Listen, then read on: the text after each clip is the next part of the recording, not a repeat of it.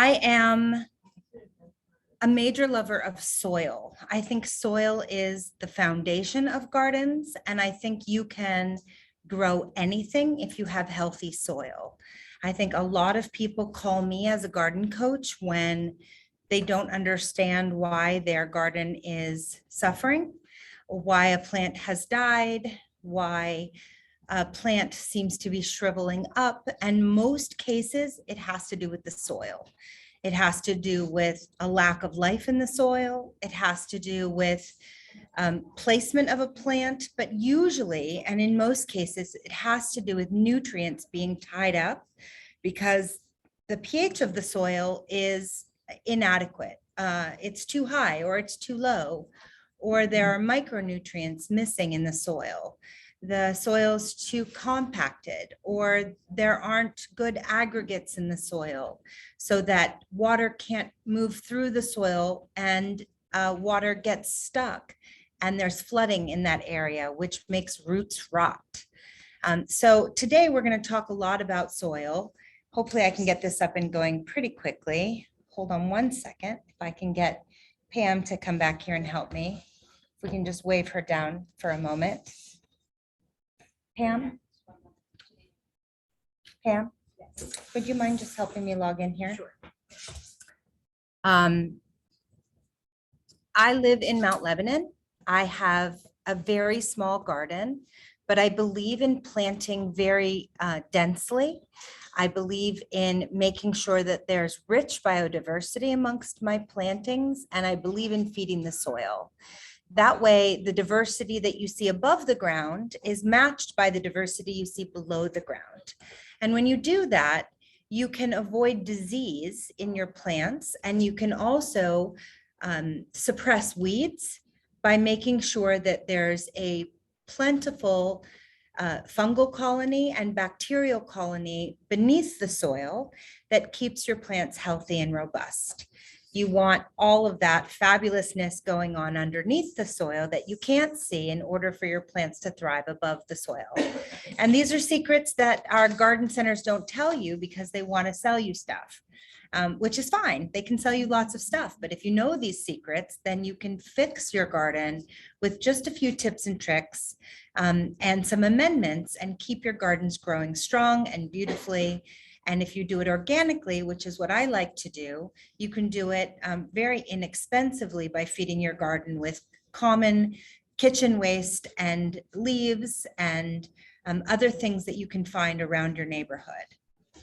All right, let me get in here real quick and I can get to my notes and we will be good to go. So forgive me again for the little delay. And we will be ready. Tell me what you guys discuss in your garden groups. Can anyone tell me what you guys like to meet up and talk about while you come here to meet? Well, today we were talking about the plant sale that we had in May and the variety of plants that we had. The perennials that members dug up from their own yards and potted and we sold. And different ways to present our plants, whether they're annuals or perennials, and that appeal to people so that they Purchase them. Yeah. What do you guys do with the money? We go out and party a lot. I love that. That's great. That's what you should be doing. Make enough, we can take a cruise. Hey, garden cruises are wonderful. Excellent. Actually, we donate to scholarships for kids in high school who are going to major in some agricultural or some gardening, some aspect of gardening. Yeah, environmental things. And we maintain a garden on the corner of Lady Road and University Park. Like a community garden? It's a corner garden. It's Okay. to beautify the neighborhood, and we maintain that every year. We used to maintain the pollinator garden in the library, but they have other plants for that, so we stopped taking care of that. But we did for several years take care of the pollinator garden as well. Well, my presentation today is very dense, So I'm going to ask you to hold your questions to the end. If you have paper, take some notes. You may have lots of questions for me. You may have none. But if you do, please do not hesitate to raise your hand. I'm happy to answer questions. If I don't know the answer, I'm happy to find the answer. I believe everyone's here to learn. Gardening is a journey. It's a journey of knowledge, and none of us know everything. In fact, my favorite part about gardening is learning as you go. My favorite gardener that I work with is in her 80s, and we work together to learn as we garden each week. She's my favorite friend to garden with because we both are very inspired by what we learn together each week. So I just want you to know that. We're going to get started, and it is quite a dense presentation. So if you start yawning, I'll try to go a little faster, okay? All right, here we go. What is soil health? I'm going to cover a lot of topics here. Soil is a very rich topic and my very favorite, so bear with me. First, we're going to look back into history and see how many farmers were forced to pay attention to soil health in a very big way with the Dust Bowl era, now called the soil quality movement. Before this time, scientists thought of soil as a mineral bank, so to speak, where plants would collect what they needed and deposits could be made into the ground. But after a serious drought in the 1930s, combined with excessively intensive and unstable practices, the US Great Plains were transformed into a dust bowl, wreaking economic devastation on the agricultural community. The fertile topsoil that grew the majority of the crops that fed our nation blew away in the wind. And actually, this dust went all the way across the nation to New York City. They found this dust hitting up against the skyscrapers that were being built in the city. It was an incredible event. The drought, winds, and dust clouds of the Dust Bowl killed important crops like wheat, caused ecological harm, and resulted in exasperated poverty. Prices for crops plummeted below subsistence levels, causing a widespread flight of farmers and their families throughout the affected regions. Unfortunately, the Dust Bowl really could have been avoided if the settlers had recalled the dry history of the area and had used different farming methods and had not overplowed the land. But they didn't know this at the time. They didn't really know what they were dealing with or how to manage the land properly. Let me see if I can get this to behave and do what I need it to do. Okay.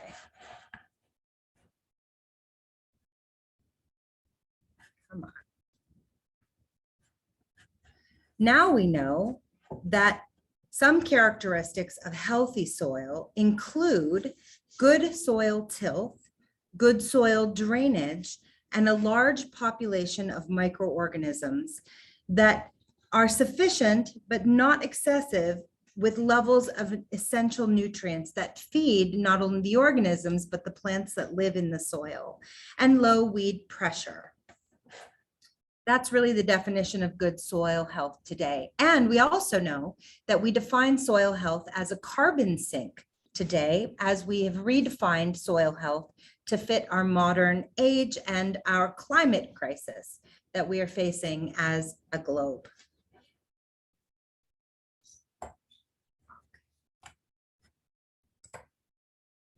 What is soil?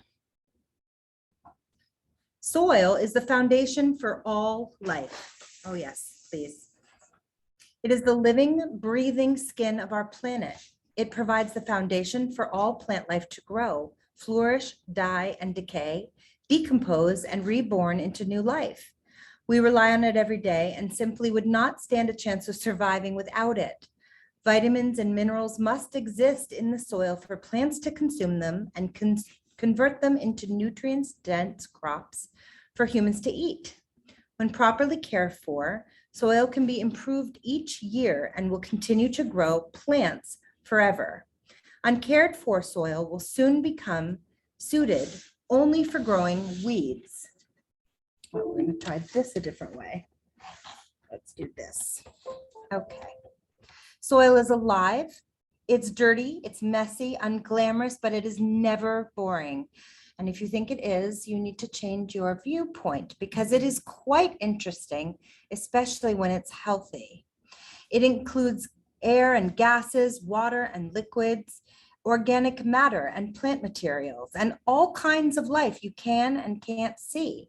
It includes minerals, rocks, sand, clay, and silt, roots, space, heat, and it exists on the land's surface, typically not deeper than 8 feet or 2.5 meters, before another layer of the earth is reached. Although that actually does vary around the world because, topography changes in different areas of the world. For classification, that limit is actually set at 200 centimeters. There are myriad types of soils, over 20,000 different types of soils, just in the United States alone. The creatures living in the soil are critical to our soil's health. This microcosm affects soil structure, erosion, and water availability. It can protect crops from pests and diseases and is central to our decomposition, nutrient cycling, and affects plant growth and the amount of pollutants in the environment. Finally, soil is home to a large proportion of the world's genetic diversity.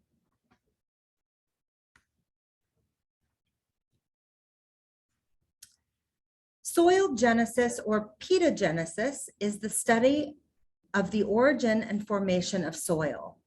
Pedologists conceptualize soil as a natural three-dimensional body on the Earth's surface.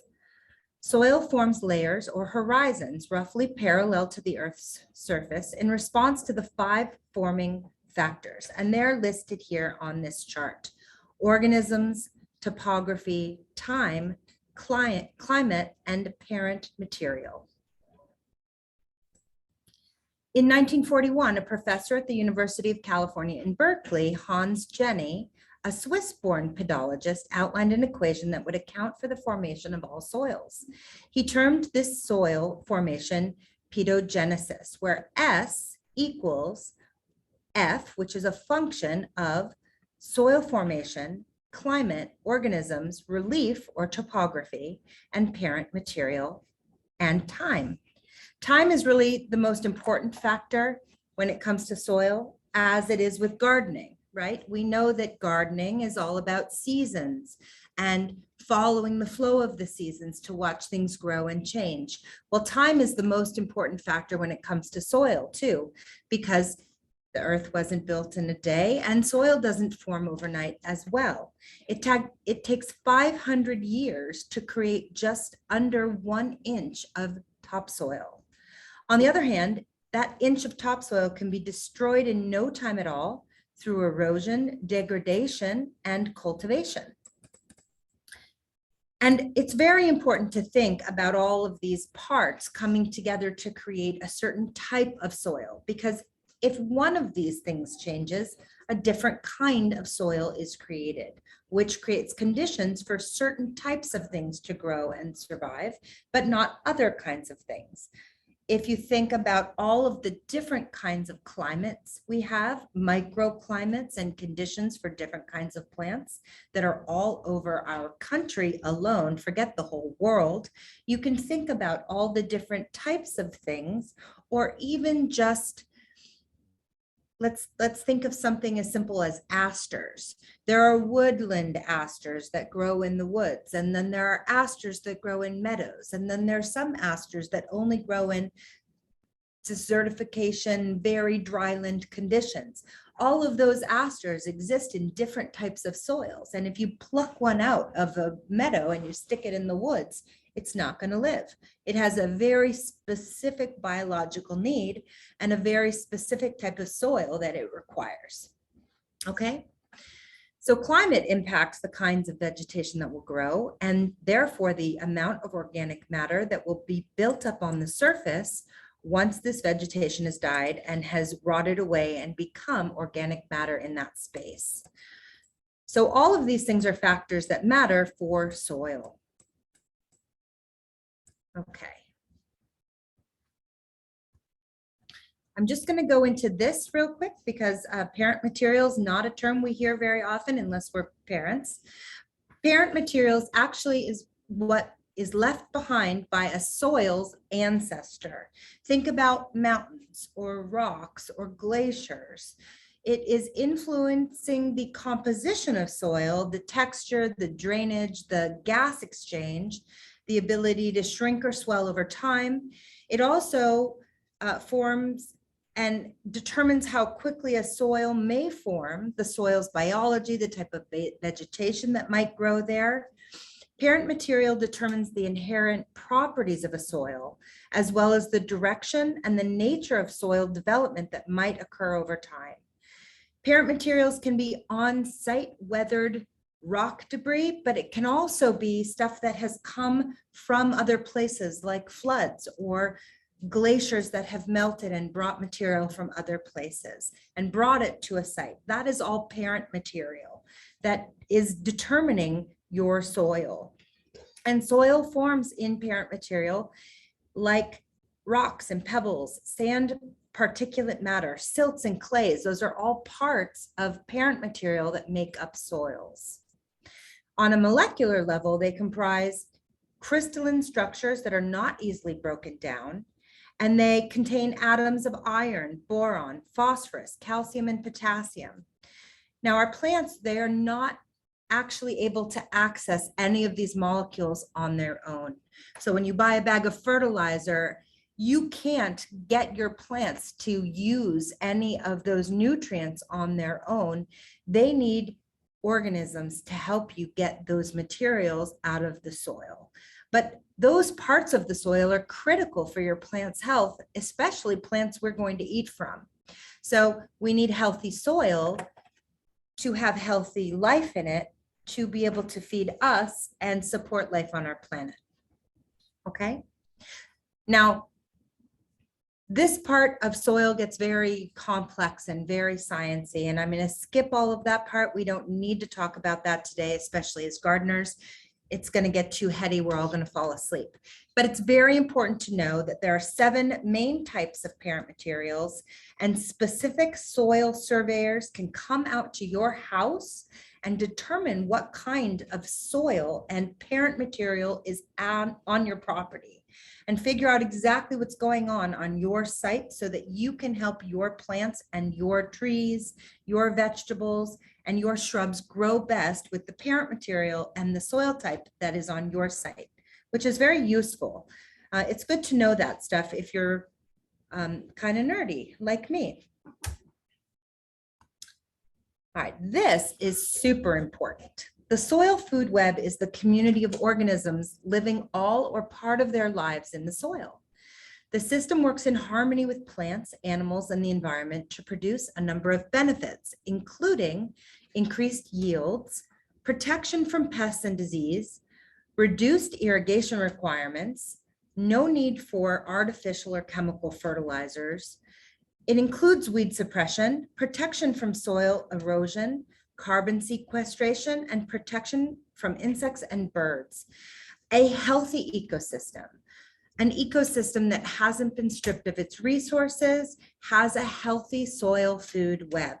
And if you go into a garden that has been maintained by a gardener who takes care of their soil, they add mulch each season. They make sure to add the nutrients back that are missing by doing soil tests seasonally or annually. When you go to their garden and you move the mulch over, you are going to find more organisms than you've ever seen anywhere else. My garden is like this. If I move the mulch, I have spiders crawling over my hands. I have centipedes everywhere. There are tiny little arachnids and arthropods. There are worms popping out of the soil because I've bothered them. This is healthy soil, and this is what soil is supposed to look like. Now, if I dig down into it, there are little white filaments in my soil, and that is fungi. That fungi is holding the soil together and giving it a nice spongy feel that's keeping all the water in place. And I know that there's a bacterial colony working with that fungi to keep my plants healthy and keep them disease-free.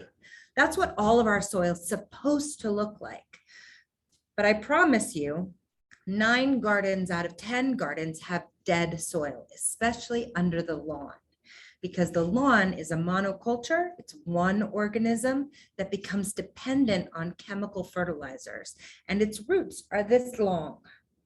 So it is only drinking food from what's being put on the top. It's not getting its nutrients from below. And if you dig in that soil underneath a lawn, you'll find dead soil. There are no organisms underneath it. There's almost no life in that underneath it. And think about how many acres there are around us of just lawn that we could improve and that we could fix and correct, if only to trap carbon and help our planet very quickly to reverse our climate problem. Okay? In this, you can really see there's a transfer of energy between levels as species interact and eat one another, die and decompose to feed this web. And nutrients cycle between the system and require symbiosis between the soil and the plants to make it all work. Illnesses of soil like salinity, compaction from heavy machinery, and monoculture disorder like lawns can all be resolved with this soil food web if we acknowledge the life-giving force of soil and its ability to regulate itself. It doesn't need us. We just need to help it get started and get it back on track. Okay?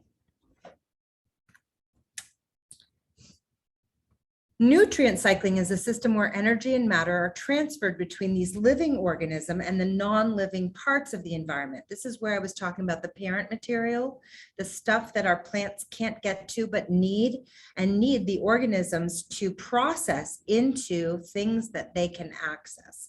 Just like we need to consume certain vegetables in order to get vitamins that we can then utilize to turn into energy, our earth needs to do the same thing for us with the utilization of bacteria and fungi and organisms in the soil to take some of this parent material and decomposing organic material and turn it into nutrients for our plants to then make fruits and vegetables and nuts and seeds and things for us to consume.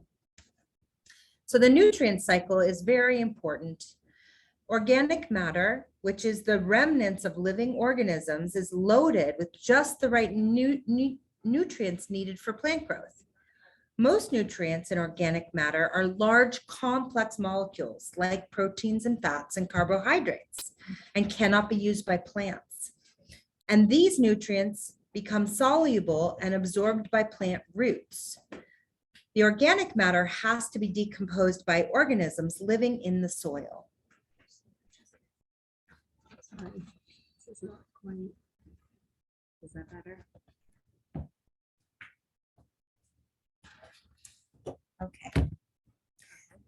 Some organisms in the soil are big, like earthworms and pill bugs, and some are microscopic, like fungi and bacteria.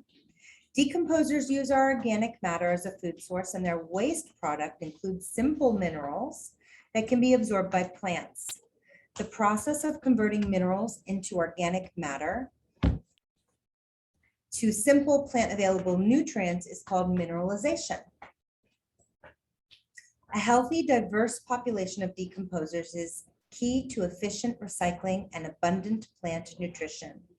So organic matter is key to soil health, not only because it's a reservoir for plant nutrients, but because the food that maintains a good population of decomposers maintains healthy plants. This is why when you strip your land of all your leaves and then you walk away from your soil gets depleted and cracked and unhealthy. It needs those leaves to decompose and become food for all of your organisms to come up and feed on them, to then turn all of those leaves into nutrients for your plants. And here is a graph that tells us a lot about all of the organisms that are in our soil. In just 1 teaspoon of soil, there are 20 to 30,000 different species of organisms. That's amazing. Can you even believe it? I couldn't believe it. That's a lot. That's so many more than we can even fathom in our minds. But we need to be able to allow that and love that and create that in our gardens and in our orchards and our vegetable patches so that our food is nutrient dense. It's no wonder the food that we've been eating for the last 20 or 30 years has been nutrient deficient. We don't have healthy soil. Soil lacking in a multitude of microorganisms lacks oxygen too, and has disease, which causes microorganisms or anaerobes to thrive in this dearth. If your plants are suffering with disease, look to the life in your soil. Okay?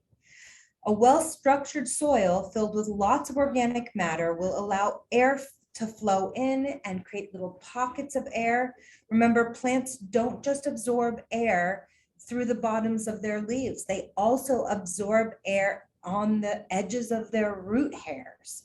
So we need air and we need good structure in the soil as well. And that comes from your organisms. That comes from allowing the worms to go through, the nematodes to go through, the arthropods and the centipedes and the ooey gooeys, and all those fun things you see with your grandchildren and your children. All of those things are required to make the earth healthy. Speaking of earthworms, there are some fabulous facts about earthworms. They are wonderful creatures. Don't be afraid. They are the best known soil building organisms, and there are 182 species of worms living in North America. They improve our soil structure as their burrows are used by our crop roots, and they're permanent structures. We didn't know this, but they are. So if you use a rototiller, first of all, you're frightening all of your worms away. Stop doing that. If you're going to hand till, that's okay. They'll come back. But if you use a great big loud machine, they're going to run away and they're never going to come back. So be gentle with your land, be gentle with your soil. And remember, their burrows are permanent. They want to go up and down in their little channels and not have to rebuild them all the time. That's a lot of work. These are teeny little creatures. They can push 10 times their own body weight, but baby earthworms can push 500 times their own body weight. That's outstanding. And that's how they move through the soil, and they can push stones out of the way. But if you're a great gardener, you're moving the stones for them, right? They're acutely aware of their sound vibrations, a mechanism that helps them escape from underground predators such as moles. And actually, you've probably heard of these really crazy worms that are eating other worms and messing with our soil right now. The best way to get them out of the ground is to put a stick in the ground and boing it like a string on a guitar, because the vibrations scare those bad worms out of the ground. And they jump up out of the ground and start flailing all over the surface. And then you can put them in a pot and get them out of your soil. So if you're worried about these scary worms that are going to eat your great worms, don't have a fear. They're just worms. It's very easy to get them out. Say that again, excuse me. To do Take a what? stick, put it in your soil and boing it like a guitar string. Boing, boing, boing. The And stick. Not a stick, bottle. not a bottle. And the vibrations from the stick put vibrations down into the soil, and they pop up out of the ground fast, much faster than our native earthworms, because they're not native. They don't live here. And they jump out and they go all over the surface, and you can just pick them up and put them in a pot. It's a very easy way to get our non-native invasive worm-eating bad worms out of our ground. So there are ways to handle these guys. Okay. Earthworms can learn to navigate mazes, and they get faster each time they do them. These are smart creatures. Have respect. Don't throw them to the fishes or put them on a hook, even if you're a fisher, woman. They diffuse oxygen and carbon dioxide through their skin. This is why they have to stay moist. And actually, I have a bag here of earthworm castings. This is my very favorite stuff. And they talk to you about black earth. Earthworm castings are totally lack earth. And the reason I brought this, and they're in my picture here, as you can see, earthworms castings are covered in earthworm slime. And I know that sounds gross, but they're not gross. Earthworm slime is what covers each little ball of soil to make aggregates of soil round. And round aggregates of soil allow water to pass around it and allow perfect water infiltration into your ground so that the water can get to the roots of your plants.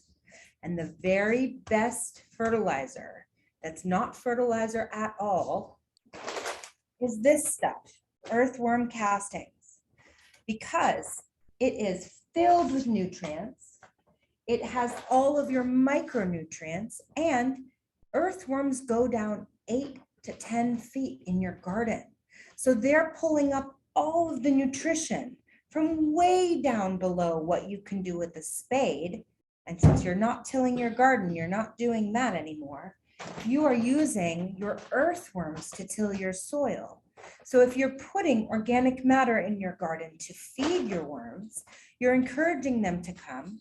They're eating it, they're coming to your garden, and they're giving you free castings. This stuff is the very best and most expensive thing you can buy for your garden, but it's free if you encourage them to come to your garden and take care of your soil, create the amazing castings that give you all of the nutrients you need, and they're perfectly balanced between the 3 big groups of nutrients that you need: the phosphorus, the potassium, and the nitrogen in your garden. I love this stuff. I put it all over my garden twice a year, but I don't need to buy that much because I have a huge earthworm colony. But I suggest, if you don't have one yet, that you start by using some earthworm castings to feed your garden with top dressing. Top dressing means that you're putting this around your plants, around the drip line of your plants. That means where the water falls around the edges of your plants. And this will start to feed your plants beautifully as if you had a gorgeous earthworm colony in your garden. Okay, let me get to a little more fun earthworm facts for you. Earthworms digest their body weight in organic matter daily while creating these castings, which is the foundation of rich and productive soil. And they do create this natural slime that they secrete as they tunnel, which binds soil particles and improves soil structure. Worm casts cement soil particles together to form aggregates. Burrow walls, worm casts, and middens contain plant available nutrients such as nitrogen, sulfur, and increase plant nutrient availability in their deep vertical burrows that also allow water to infiltrate in their tunnels, which is amazing. And they stimulate soil microbial communities, which is fantastic. They're like the best friends of your garden. And one worm alone produces a 1/3 pound fertilizer a year. That's a lot. So incentivizing worms into your garden can translate to 50 to 75 pounds of free fertilizer for a 10 to 20 foot plot. That's pretty good. If you're a gardener and you don't want to spend a lot of money, just encourage the worms. The way I do it, every fall, I cover my garden in leaves. I leave those leaves there. And then every spring, I remove those leaves and I put them in my compost bin. And then I put down some fresh mulch. So every season I put down new mulch, which is new organic matter for my worms and all of the microbial life and all of the life in my garden to munch on and to eat, while also keeping my garden moist and keeping the sun off of the soil.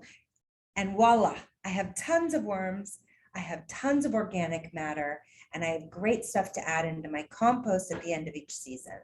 So it works wonderfully, and it's nearly free, pretty close. It's good stuff. In addition to the castings, earthworms pull minerals up from 8 feet down where a tiller could never go. And they have over 60 micronutrients and trace minerals, including the calcium, the magnesium, nitrogen, phosphates, and potash, which is all fantastic and good for you to put into your garden. And now the best guys that you probably are scared to see popping up in your lawn, fungi, however you like to say it. People make fun of me for how I say it. Fungi is a soil structure builder, and it's really important to have in your garden. There are many studies now talking about the intelligence of fungi and how it communicates between trees. It's a fantastic, wonderful microorganism to have in your soil. Fungi are essential to many functions in our soil, but my favorite part about fungi is that they suppress weeds and they lower the pH in your garden. So when your pH is getting a little bit high, make sure you have a fungal colony in your garden. And if you do have mushrooms popping up, those are just the fruits of the colony below. That's fine. Pick them and throw them in your compost, or don't pick them and let them be there and let everyone know that you have a fabulous colony in your garden. It's fine. They're not going to hurt anything. Chances of you having poisonous mushrooms in your garden are very slim. Probably don't eat them unless you're very good at identifying mushrooms. Don't do that. But similar to bacteria, fungi are essential to decomposition of your organic and your parent material in your soil. Unlike bacteria, fungi will excrete many digestive acidic enzymes at once to aid in the digestion of these more complex food sources into forms that other organisms can use. So they can take stone and turn it into food for your plants. They can take silt and turn silt into food for your plants. And nothing else can do that. Only fungi can do that. So you need fungi in your garden. It's very important. Without it, you're going to have lots and lots of weeds. And when I go on a garden consult, because I'm a garden coach and I go to many gardens and help solve problems, if I see tons and tons of weeds, I know that there isn't a fungal colony in that garden. And if you go into a forest, do you see weeds? No, but you might see mushrooms. Chances are, if there is an adequate fungal colony, there are no weeds because the pressure from the reduced acidity in that colony is not going to allow weed seeds to sprout.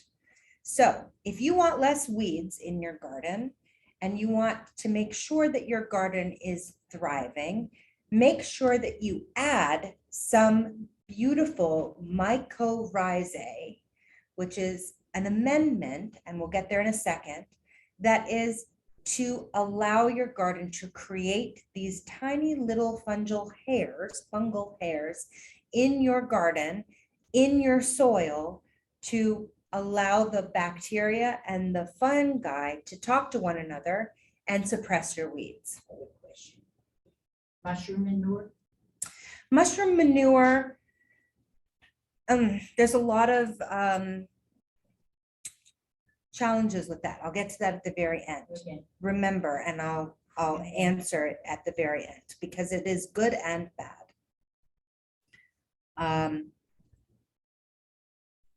Okay. All right, so what are these nutrients I keep mentioning? There are three big ones, and if you're a gardener, you probably already know they're on a lot of your bags of fertilizer or organic fertilizer, or you hear about them, especially if you have a problem plant. Someone will say, oh, you need nitrogen, or you need this, and you're saying, what is this? We know that vibrant, healthy plant production requires nutrients present in the soil. The three big ones are nitrogen, phosphorus, and potassium. Other important nutrients are calcium, magnesium, and sulfur, and the remaining nutrients are all in trace amounts: iron, magnesium, zinc, copper, boron, and molybdenum. Okay. Nitrogen is a key element in plant growth. It's found in all your plant cells, in plant proteins, hormones, and in chlorophyll. It's very important. Atmospheric nitrogen is a source of soil nitrogen.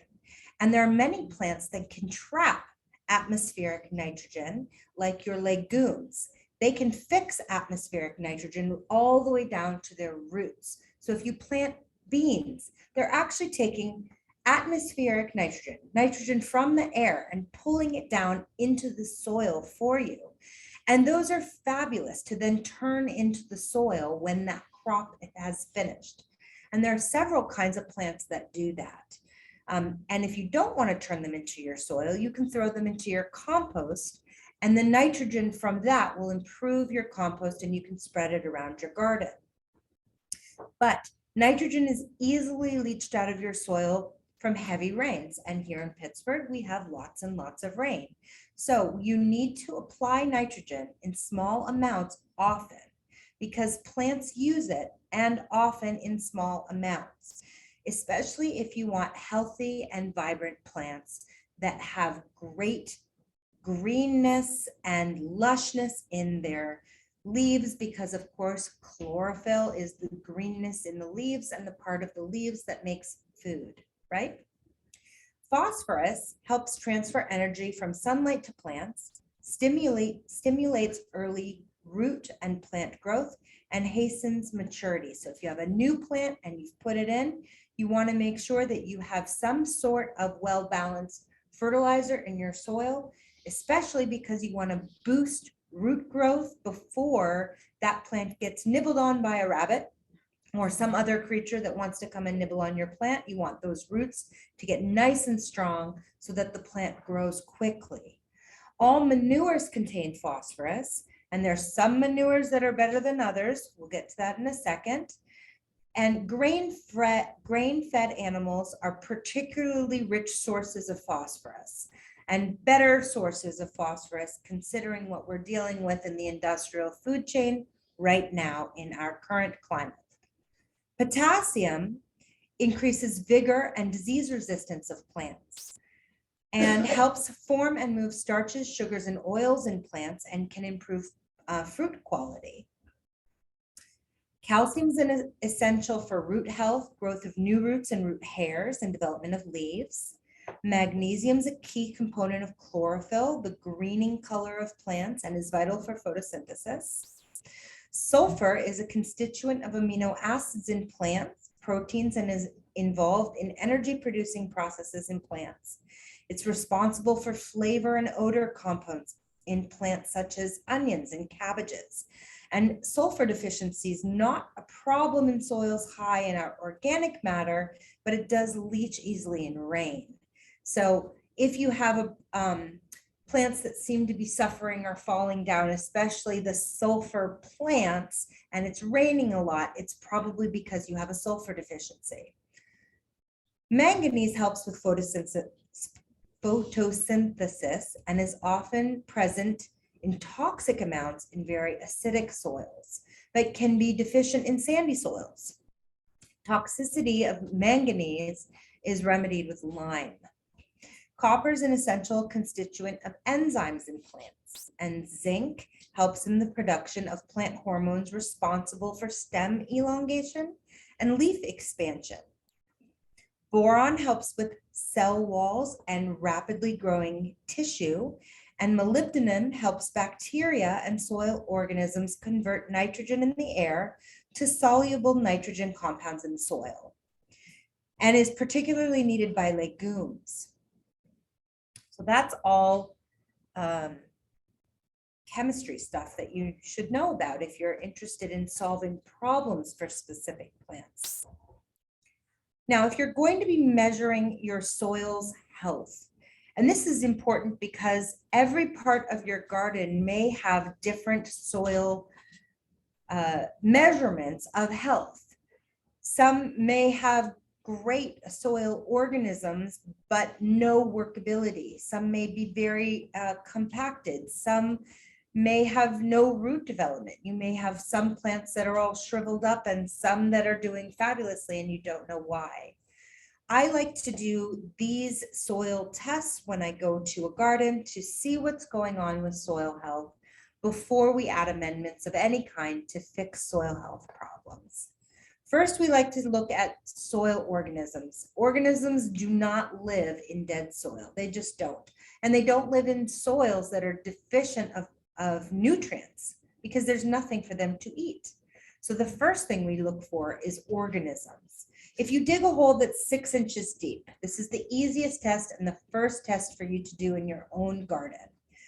Dig a 6-inch hole, look inside that hole, take all the soil out, and stare in the hole for 4 minutes. And during that 4-minute countdown, count the number of species of critters you see. You're looking for spiders, you're looking for beetles, you're looking for roly-polies, you're looking for arthropods of any kind, centipedes, and earthworms. Any less than 10 overall critters and your soil is deficient, period. Any less than 5 earthworms and your soil does not have enough organic matter to feed a regular colony of earthworms. But I think if you have a deficient life measure, if you don't have enough little critters running in that hole and moving around and trying to escape this little place of sunshine or lack of cover that you've created, you need to start thinking about amending your soil and adding nutrients to your soil, whether you're adding coconut coir or you're adding some compost or you're adding some amendments that help to address acidity or alkalinity. You need to start thinking about fixing it so that the organisms that are supposed to live in your soil can live there. That's the very first thing. Then you need to look at the tilth or the soil structure of your soil. If that soil can't be broken apart, it's too compacted. There's no air in that soil. There's no way for water to run through it or worms to get through it. Then you know that there's issues with compaction. It's been pressed to death and you need to work through it. In that kind of a case, in a lot of places around here, we're dealing with clay. You're going to be wanting to add gypsum to your soil to loosen up those clay particles. And probably you don't want to be adding sand. Sand works, but if you wet it, it becomes cement. So don't do that. Add gypsum instead. Also, you want to look at the workability of your soil. Is it easy to work? Does it make large clods or is it coming out smooth and easy like this? I mean, look how simple this is. This is all worm castings. It's not soil mixed with worm castings, but do you see how silky it is? Soil should be silky and easy to work through. It should not contain lots of stones or debris because the organisms that live in it need to move around and get through it, especially if you're trying to grow things like teeny tiny little roots or very big roots. They all need to be able to get through it, and moisture needs to get through it. So you want to think about what's in your soil. If you have lots of stones, get them out. If there's lots of debris like rotting sticks and logs, put them in your compost. Don't leave them in your soil. They can decompose and make fabulous soil for you, but they're going to be in the way of your beautiful hosta or your gorgeous echinacea or whatever you're growing. You want your roots to be able to sink into soft, delicious soil and suck up nutrients, and you want the organisms to be able to move around and talk to those roots and work with your plants. And compaction can be measured really easily, actually, if you get a wire like a wire coat hanger and stick it into the soil. You want to stick it in as far as it will go. If it won't go into the soil more than a foot, your soil's compacted because you want the depth of your soil to hold the water from the rains. And if that soil can't be compressed even by a skinny, tiny little wire, there's no room for other things to get in there.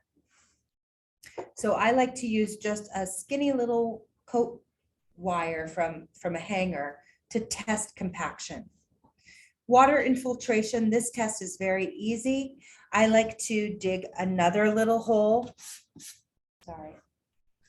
And I like to make the hole about the size of a coffee can. So maybe 6 inches deep and maybe 4 inches around. And I press the soil around so it's nice and compacted in my hole. And then I fill it to the top with water, and I time how long it takes for that water to be absorbed in that hole. And then I do it again. And I test how long the repeat absorption rate takes. And that repeat absorption rate should be consistent. And if it is slower than 1/2 inch to 1 inch per hour, then your soil is compacted. And if it is, then you have probably some clay stuff going on. Awareness of how well your water infiltrates down into your soil is at the core of knowing your soil health and structure. A good infiltration rate at the top with a good crumb structure that has good aggregate and good soil life is really what soil health is about. And it will help you understand so much more about your garden if you do these simple tests. If you're trying to plant into soil that you can't dig into, that you can't maneuver with your hands, that water is pooling into, you're going to continue to have problems with root rot and with nutrient loss and with all kinds of other things.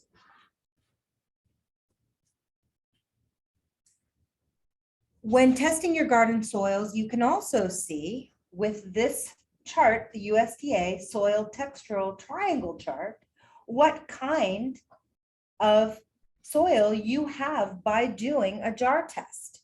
And I like these tests too, because it'll tell you exactly what kind of soil is in your garden. So I like to get a jar and I like to fill it with 3 cups of water, leaving about an inch on the top for air. And then I put in a cup of soil from my garden or someone's garden, whoever's garden I'm testing. Put the lid on and shake it until it is all murky and muddy and all mixed in very, very well. And then I set it down somewhere for 24 hours. And if after 24 hours it is settled and the water column is clear, then I can see how it has settled out. You can see that clay is the smallest of the particles and will always sit on the top. Silt is a mixture of particle sizes and will always sit in the middle. And sand is the largest of the particles and the heaviest and will always sit on the bottom. So with this test, you will always be able to use this chart, which is available online. You can find it. And you can measure exactly where your soil sits on this chart. And you just use it. You say, oh, look, my jar seems to have mostly sand. Maybe it's 60% sand. Okay. And it looks like it is 20% silt. Okay, so it's 20% silt. And it's going to be right in there. And that's how you use this chart. And you can use it with a measuring stick and follow along your percentages on each side of the triangle until they match somewhere in the center. My garden is right over here in the silty clay loam section. And I'm trying to get it more and more and more into this beautiful, gorgeous loamy section, which is, I think, what we all want for our gardens, which is a lot less clay based and a lot less sticky and more gorgeous and black earthy.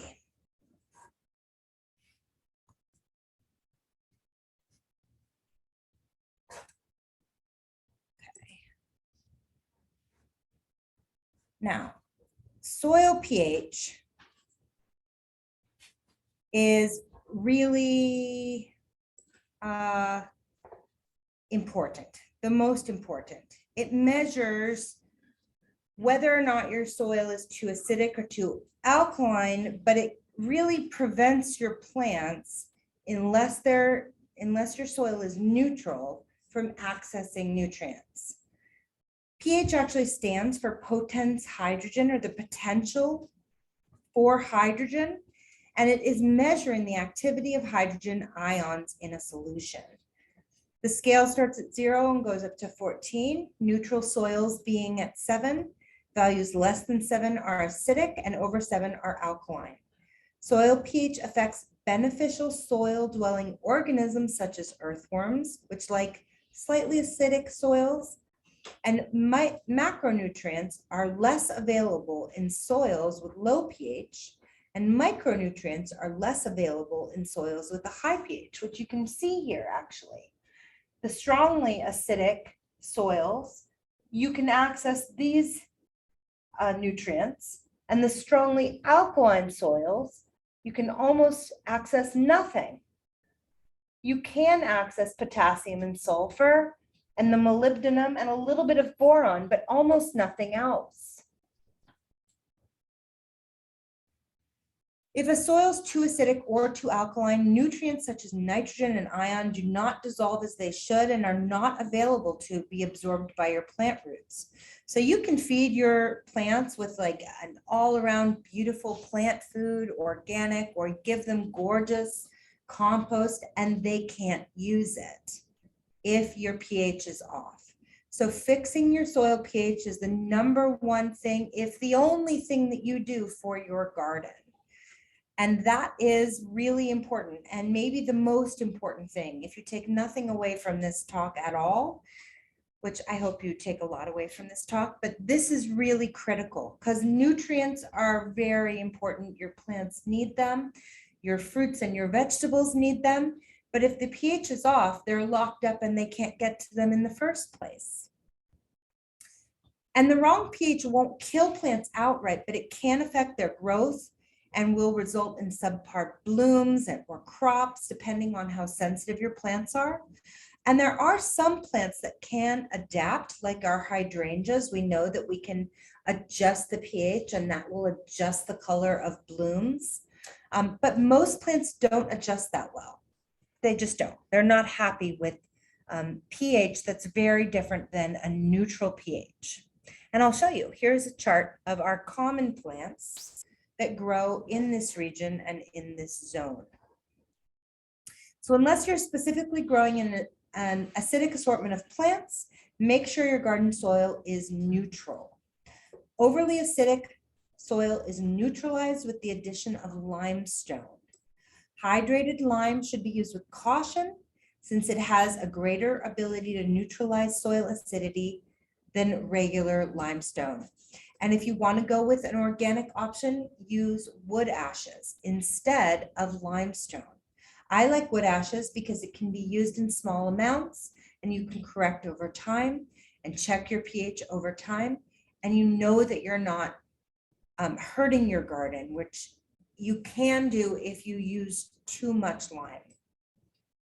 Also, wood ashes contain high amounts of potassium and calcium and small amounts of phosphate, boron, and other elements as well.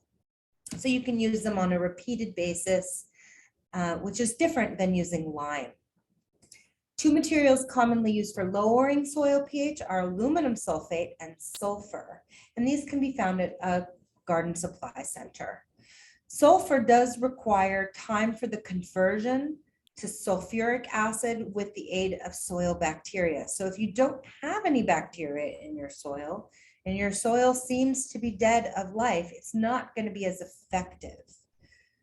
Also, conversion rate of sulfur is dependent on the fineness of the sulfur, the amount of soil moisture, soil temperature, and the presence of bacteria, all of which is important to know. Aluminum sulfate can change the soil instantly because aluminum produces the acidity as soon as it dissolves into the soil. So it's a better choice than sulfur.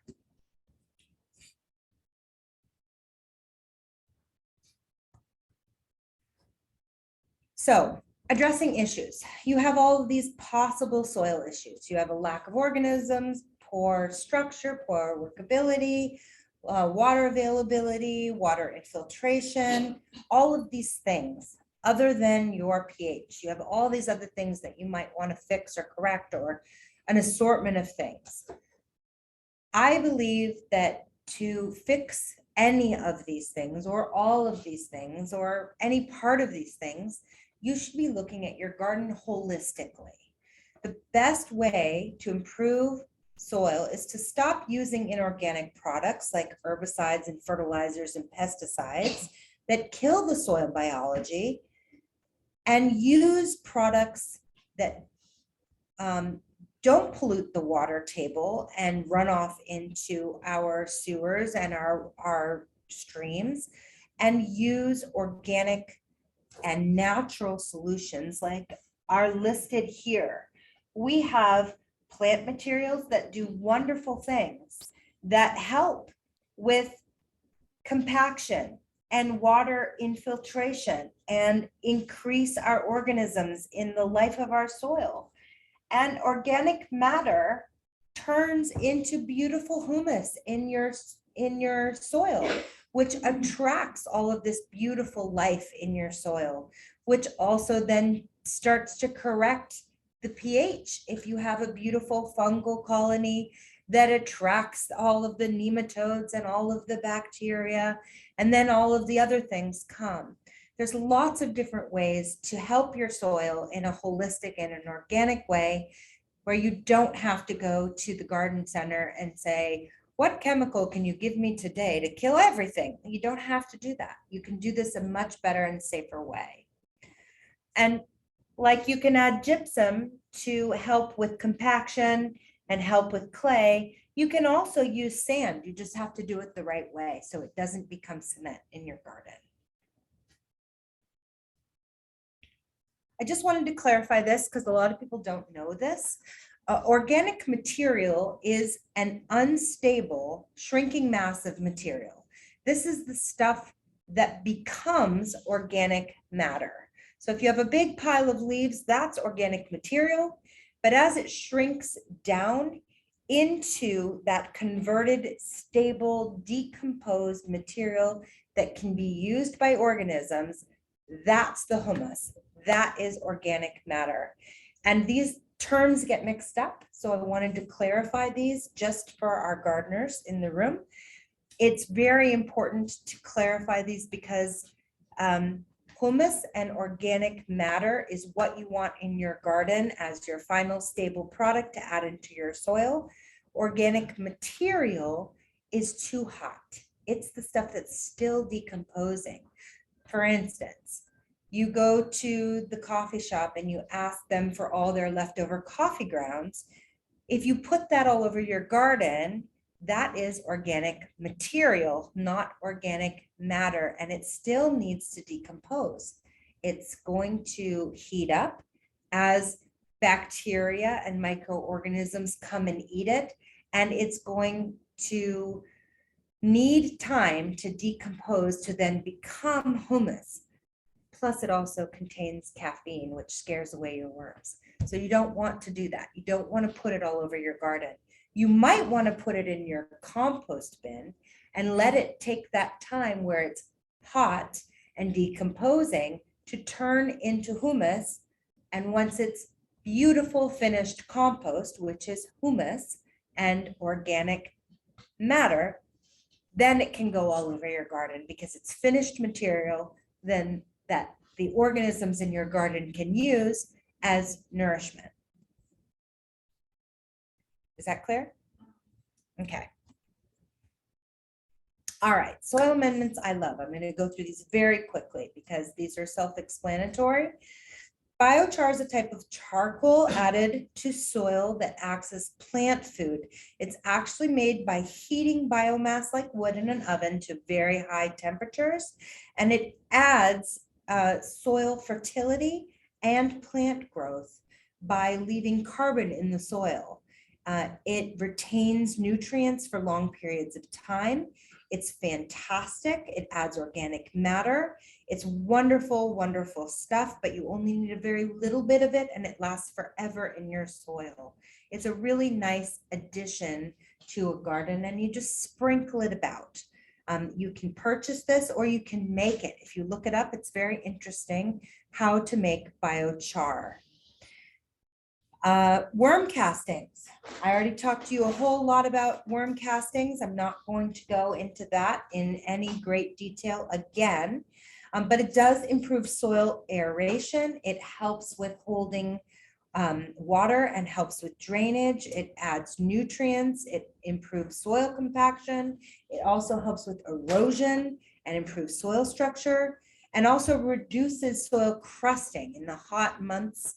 It's great, great stuff. It's the magic of your garden. You want this. I love leaf mold. I collect leaves. I put them in my garden in the fall, but I also collect them in bags and put some water in those bags, tie off those bags and stick them in my shed and let them start decomposing in those big black bags. And a season or two later, my husband hates this about me, a season or two later, I have black bags filled with leaf mold. And that leaf mold is an excellent amendment to your garden. It adds beautiful water holding capacity. It enhances soil structure. It's a wonderful habitat for all the micro and macro organisms in your soil. And it helps with air movement and water movement within your soil. I like to put it underneath mulch because it's not that pretty to look at, but it is very, very essential to my garden. And one year I put a 6-inch layer of it all over my vegetables. And then the next year I cut into it and it actually looked like cake. You could cut right through the leaf layer and it was beautiful, but you should have seen the organisms that were just thriving in this leaf mold layer in my vegetable garden. It was really amazing. Coconut coir. This is something that I stress all the time. We have a problem right now in our peat bogs, and you may or may not know about the peat bog issue going on in Canada. But there is a boycott of peat moss all over the world, except in the US. The peat bogs are being stripped of peat moss, and when they're harvesting peat moss, the peat bogs catch on fire. They're a non-sustainable resource, and it takes 1,000 years for those peat bogs to recover, which means they're never going to recover because every bag has peat moss in it, and you can buy peat moss in the nursery for your garden. Well, little do you know, peat moss only works great for starting seeds. It actually doesn't retain water the way you think it should in your garden. It's not a great amendment for your garden. It doesn't hold water the way we would hope, and it doesn't add the organic material the way that leaf mold does or the way coconut coir does. Now, coconut coir is a sustainable resource, and it is a byproduct of the coconut industry and all of the coconuts that people eat now and drink and consume. And a coconut tree, the whole tree takes 5 to 7 years to replace. So it is a fully sustainable resource. And coconut coir lasts 3 to 5 years in your soil. And it is a fabulous amendment. It helps to control weeds. It adds organic matter to your soil. It retains temperature and prevents temperature fluctuations in your soil. And it is a much better mulch than newspaper or straw or grass clippings. And it is beautiful. I love it, love it, love it. I buy it anytime I can see it, and I add it into my garden because I know it's a fabulous amendment for my garden, and it makes my soil nice and spongy, and it's going to last a long time before I need to replace it. And it is a much better choice than peat moss. Kelp meal. Kelp meal is a great amendment. Seaweed's extremely rich in micronutrients and plant hormones that promote vigorous growth. So anytime you can get some plant meal, add a little bit of it to your gardens, especially with new plantings. It will really help with your roots so that your roots get nice and established with your new plants. And here's that mycorrhizae fungi that I was telling you about in that fungus slide. This stuff is fantastic. It seeks out phosphate and other nutrients and brings them to your plants. It helps with the nutrient exchange between plants and other microorganisms, supplies water to plants, protects plants from fungal disease and other root feeding microorganisms, and improves soil structure. So it's less compacted with more space for water and air. And last on the list is compost, which is super important and deserves its own slide or two. This is actually one of my clients' compost pits right after we turned it, after it hadn't been turned in 10 years. So that was really fun and interesting to see all the good stuff that was hiding in there. Composting is our natural process of recycling organic material and matter into fertilizer that can enrich your soil and your plants. Everything decomposes eventually, right? But we would prefer that this happens on site and for our gardens than in landfill. And we can speed this up by putting it into a compost pile or a pit and providing an ideal environment for bacteria, fungi, and other decomposers to do their work. The resulting product is this decomposed matter, which looks like fertile garden soil called compost or black gold, filled with nutrients, can be used for gardening, horticulture, and agriculture. But a quick note, and this is what I was mentioning before, raw compost, which is hot, is defined as compost that has not been broken down into aged and finished compost or humus. Remember, compost is a fast and furious way of making humus and stable matter quickly.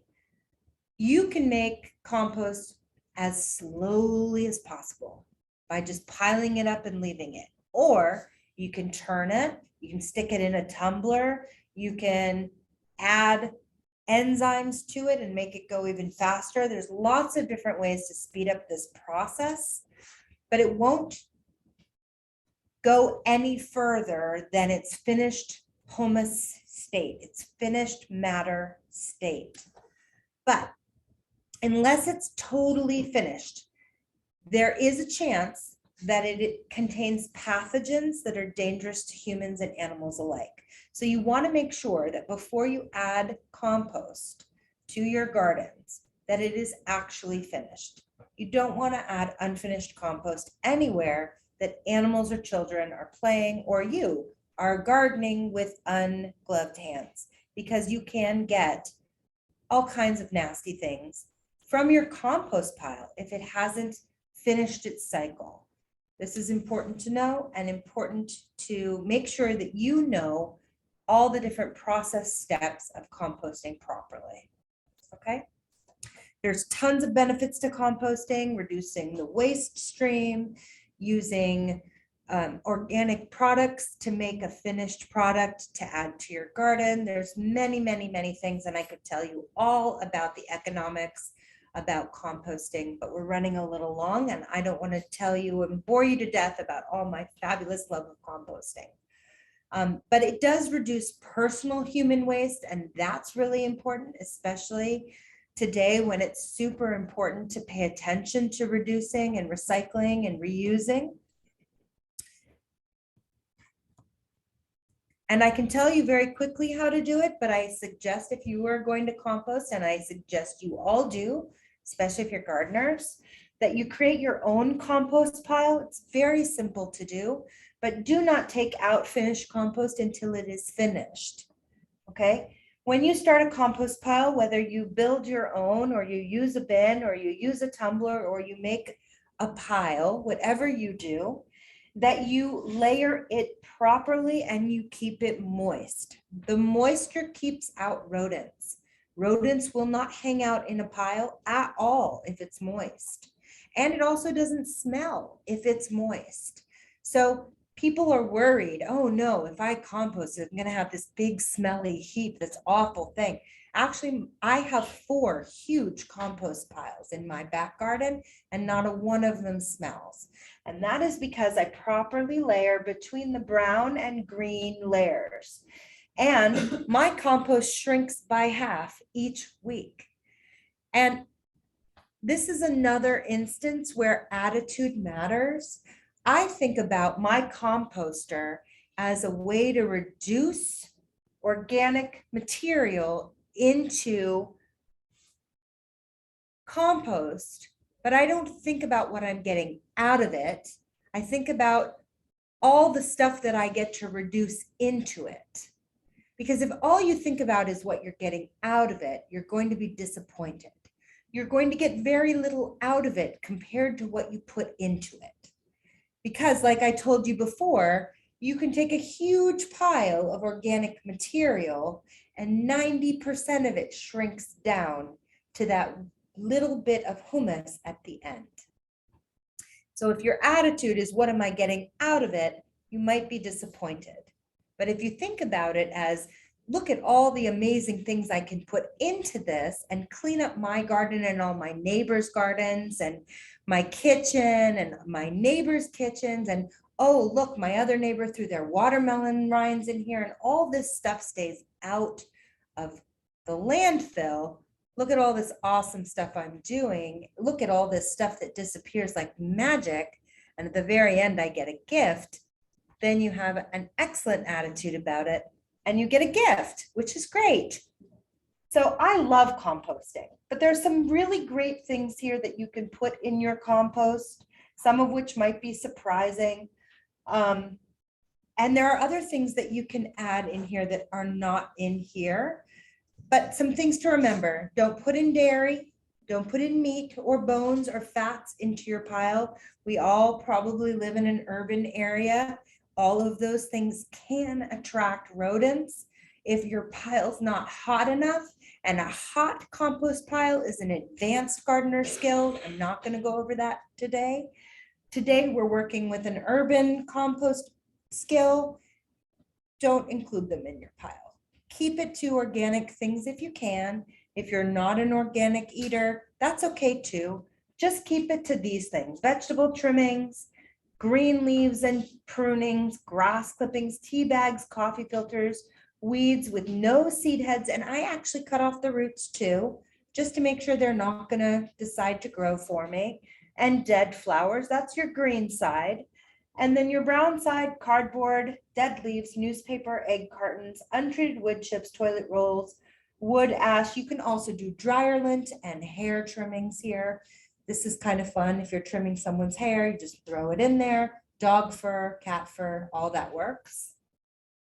And you just layer it. At the bottom, I always put a pile of sticks or twigs from the garden so that there's a little bit of extra aeration.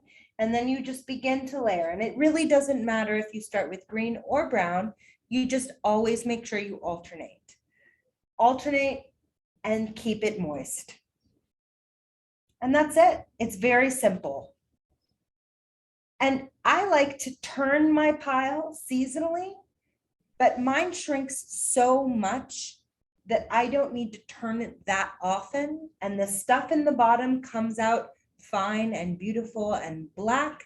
And if it has chunks of anything in it, whether it's an avocado pit or part of a corn cob or some branches, I just throw them back in on the top and take the beautiful finished soil out of the bottom and sprinkle it around my garden.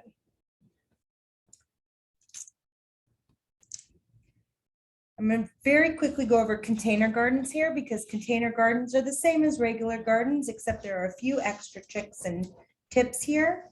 Container gardens allow us to garden above our soil line, which allows our plants to warm 8 to 13 degrees above our ground temperature, which makes it so that we can isolate a plant for pH, sickness, or bring it in from the cold weather. Those are all benefits.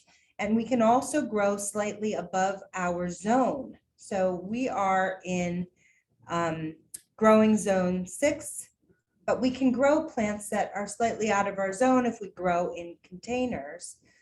And a mistake most people make with containers is, one, they don't put enough drainage holes in their containers. They will stick with whatever drainage holes their container comes with, and their plants will start to suffer from root rot. Always add extra drainage holes to your container plants. Your container plants need to drink as much as your garden, but they need to be able to drain properly. And most containers do not have enough drainage holes. And another mistake is not watering enough. Our soils dry out in containers, and because they're slightly warmer and the sides are exposed instead of insulated, the way soil would be insulated by other soil in the ground, it dries out much, much faster. So make sure you water a lot more often, and you can use moisture retaining crystals, which are what that picture is of. And you can pick those up at most nurseries and add them to your soil to help your pots stay moist longer. They don't hurt anything at all. They're made out of tiny super absorbent polymers that are about the size of sugar crystals. And they just help the soil retain water. And remember, nutrients are leached out of the soil every time you water, so you have to feed your plants more often when they're in containers than you do when they're in the ground. So I like to feed my garden once every 2 to 3 weeks, depending on what I'm feeding, whether it's fish emulsion or if I'm adding a little bit of milorganite, which is a nitrogen-based pelleted food that deters deer. That's a good one. Or I like to use compost, which is my favorite food for my garden. But if I'm feeding my container plants, I feed more often. I usually feed once every other week. And if my plants look like they're suffering or it's a really hot spell, I do a diluted fish emulsion every week. And that way I make sure my plants are getting nutrients because they're getting watered more often. And that food is just running right through them. Remember with containers that different materials absorb heat differently. Black plastic and metal is going to act differently than a cloth bag. There are lots of these cloth bags now for container gardens that do really great with air movement, especially if you're doing things like potatoes or you're growing your vegetables in cloth bags, but they also are breathing so much, you need to make sure you're watering them even more. And I put here some funny terms that I like.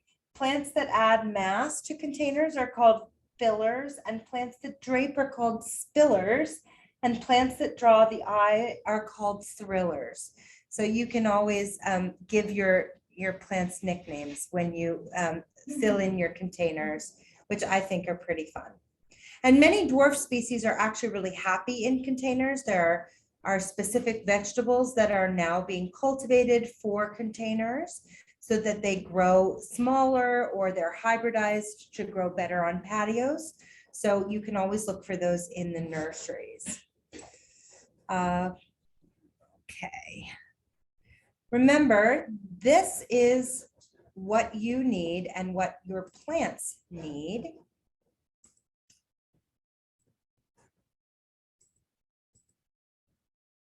This acronym is really useful. People need the same thing as plants, and so do most organisms.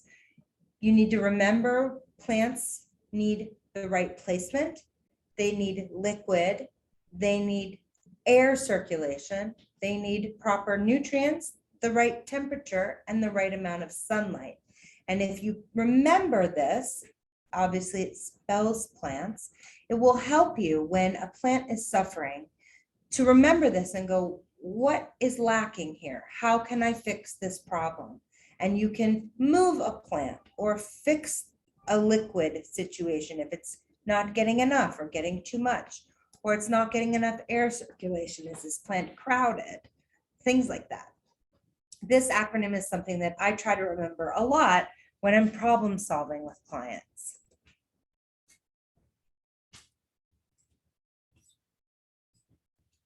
And when you're dealing with container gardens or raised beds, the best way to build a raised bed is to use a lot of organic matter. And if you look at these, this one in the center is the same bed filled hugelkultur style. It's my garden.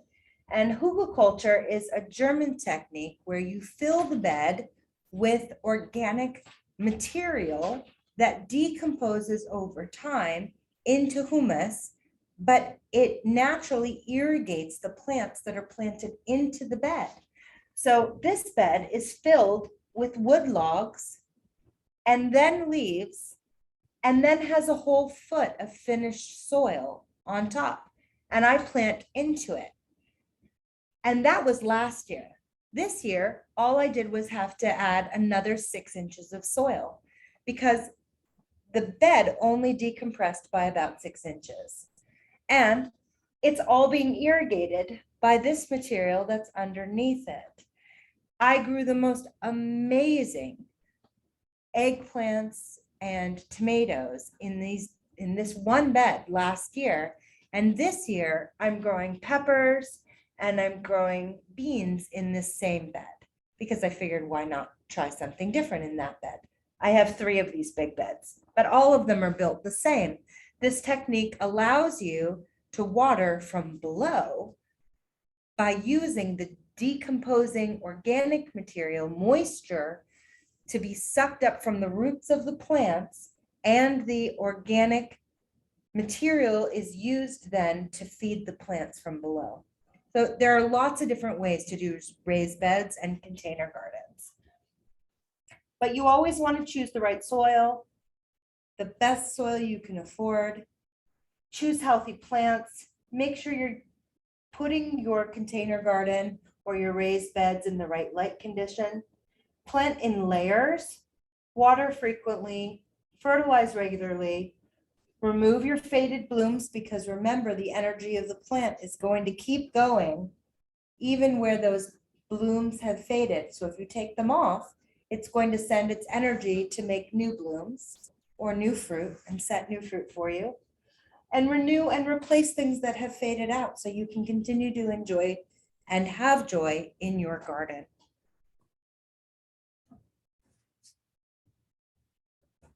In conclusion, I'm happy to share information about soil in all of its facets with you, but I must share the bigger picture, which is that soil is a huge part of a global solution to climate change. We can all participate in this solution and begin by getting our soil food web healthy and thriving. And I am happy to answer any questions that you may have today. I hope that I was able to cover soil in a big, broad sense with some specifics for you. Soil is a huge topic, and I absolutely love it. It's my favorite topic about gardening. Yes, You're saying about the bad worms. yes. How do you know the difference between a bad worm and a good worm? What does it look like? I mean, is there a difference visually? Yes, so like I said, there are like 180 different types of worms here in North America, but there is an invasive worm right now that is all over our country and has actually just recently come into our region that has some defining characteristics, one of which is that it jumps all over the place. So that's what you're saying about jumping out of the ground, okay? And if you look up invasive jumping worm on the internet, it will give you the exact specifics of its defining characteristics. Now, I don't know from memory all of the body parts of the earthworm, the thorax, the this, the that. So I can't tell you exactly all of the defining characteristics of this invasive worm. But I do know that there are several types of invasive worm right now in our region. There's one called a hammerhead worm, which actually has what looks like a hammerhead. I have not seen one of those, but I have seen some of these jumping worms. And they have an iridescence about them that is different than your typical earthworm, and they are larger and longer by a lot. And it would be worth looking them up just to make sure that they're not in your garden. I don't have any in my garden. I probably would have dissected one and brought it here today, because that's the kind of nerd I am. But it's worth looking at because they do eat other worms and they do seem to cause damage. Now, there are questions about what kind of damage that could be, because I think a lot of people think that the damage that they cause are to root systems of lawns. And I guess that depends on how you feel about lawns. And I think in a forest ecosystem, there's so much organic matter that a worm like that wouldn't do very much damage because it has plenty to eat. Right. But in this kind of an ecosystem, a suburban, urban ecosystem where people clean up their yards and they don't leave a lot of organic matter laying around, a worm like that can do a lot of damage because there's nothing for it to eat. And can you go to the bait store and pick up a thing of worms? Yeah. And throw them in your garden? You can. Sort of Most colony. of those are red worms, which are different than earthworms. They behave differently and they eat differently. So my best suggestion would be to encourage worms by trying to add organic matter to your garden, and they will come. The right worms that live here in our ecosystem will come. Yeah. And other wonderful things. Yes. Thank you. Yes. Where do you buy earthworm castings? You can buy this at many nurseries. I do believe they have it now even at the Home Depot. I got this bag on Amazon. I don't usually buy this because I have a lot of it in my garden already. But at the beginning of every season, when my garden's first waking up, I tend to get one bag and sprinkle it around just because I'm sentimental. I love this stuff. I think it's great for my container gardens, especially because it's a really great way to make the soil lovely. And I also do winter sowing, which is a way to start seeds in the middle of the winter in the snow. And I add this to those containers because it's a really nice amendment once those seeds have left their protective casings. And they need a little bit of nutrition before they go out into the ground. So I put a little bit of this in that seed starter. Yeah. Anyone else? Mushroom manure. Okay. So right now in our agricultural setting, our animals that eat hay are often getting hay that has been sprayed. And there are very few animals that have access to hay and straw that hasn't been sprayed. So the consensus is do not use or get manures from any of the land animals that are eating hay or straw, because you're getting the persistent herbicides through their bodies and out in their manures. How do you know? Well, how do you know? Stores. Because How do you it know? shows up in your garden. Okay. You get a bag of cow manure, you put Okay. it all over your garden, and suddenly all of your plants are shriveled. And you don't know what in the world is Yeah. happening. It's because there's persistent herbicides that have come through the manure. And this is happening left, right, and sideways all over the country. It's all over our gardening webs where we're Okay. discussing. So people are avoiding cow manure and horse manure unless you know for certain where your source is coming from and that they're not spraying their crop. I have a bag of cow manure in the shed. I'm not using it. Yeah, you have to be really careful because they're killing the plants. Yeah, yeah. So mushroom manure is coming from the same sources and they're mixing this cow and horse manure Okay. with food byproducts to make mushroom manure, and they're not screening it. So unless you have a source that is testing and showing the results of those tests to you, you can't be certain that you're not getting persistent herbicides through the garden, through the manures you're purchasing.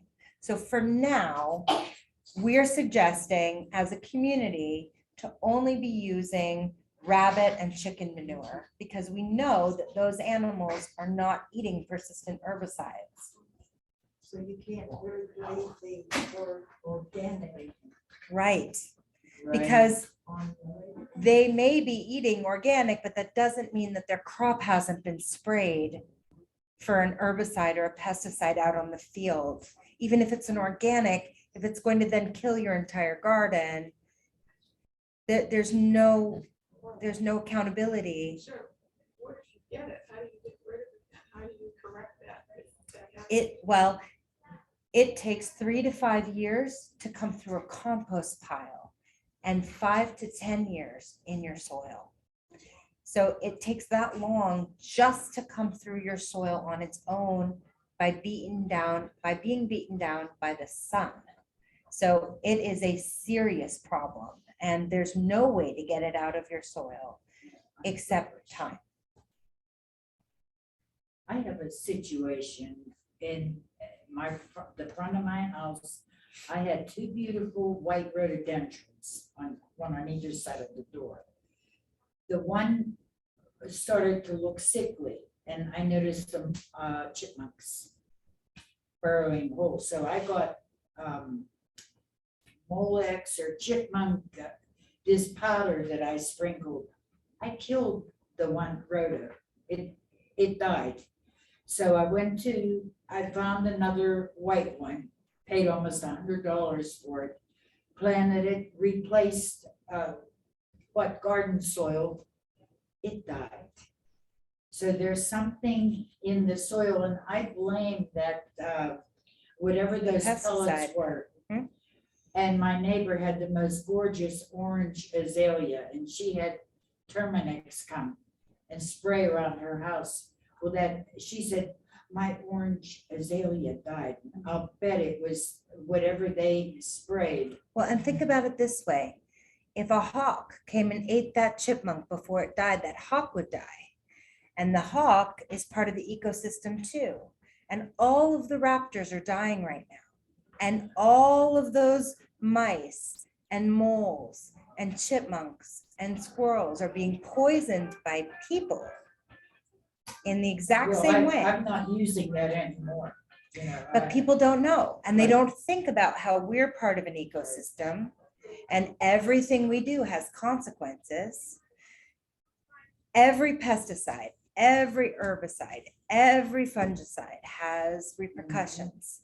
And all of it goes into the rainwater, all of it goes into the streams. So I don't know how long it's gonna take for that to be depleted from, I know at Bill's know. nursery, they said, that's in the soil, and if you plant another one, it'll probably die, and that's what happened. Yeah. But I'm sorry. I have the biggest chipmunk population in my yard, I mean, they're everywhere, but I'm not using that Don't anymore. use it. Yeah, don't use it. Yeah, and they shouldn't even sell it. They shouldn't sell it. You're right. I think you have Yeah. a question? You just asked your question. I think you have one. Does anyone else have any questions? Yes. In the containers that you showed a picture of before this last slide, and you have a layer, you put the wood in and then you put leaves on top of it, and you put Look at all the My leaves soil. that we soil get. on top of it. Oh, God. Do the They're leaves valuable. decompose? Yes. Yeah, you can't plant. But what's, you said you shouldn't use Oh, yeah. compost unless it was completely, Finished, just finished compost. Yep. but what are the leaves, that the logs and the leaves aren't considered compost?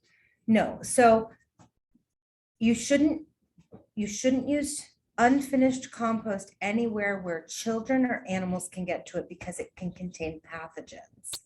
But in this case, it's feeding plants and there's no children or animals that are going to get underneath that soil to eat or to play in live pathogens.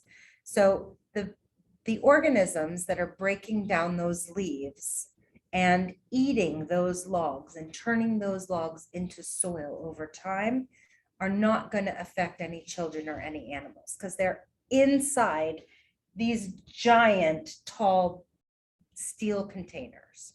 So they're safe.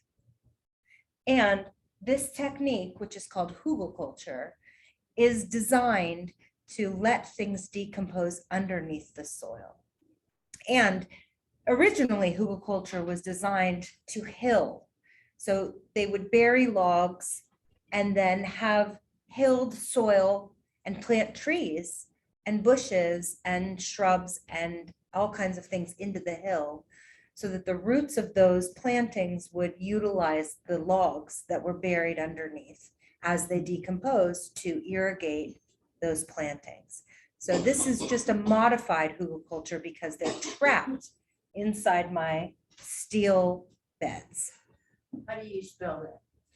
Hugul, Hugel, Google culture, okay. Kult. I can't do that out loud. I have to spell it. I'm sorry. The pronunciation. It's German. Okay. Okay. Hugel, Hugul, Kultur. ULTU. I can't do it. I can't do math out loud. I can't do spelling out loud. I have to write it. I'm so sorry. Well, thank you very much. This was informative. Good. Absolutely. Yes, thank you. You're welcome. Thank you.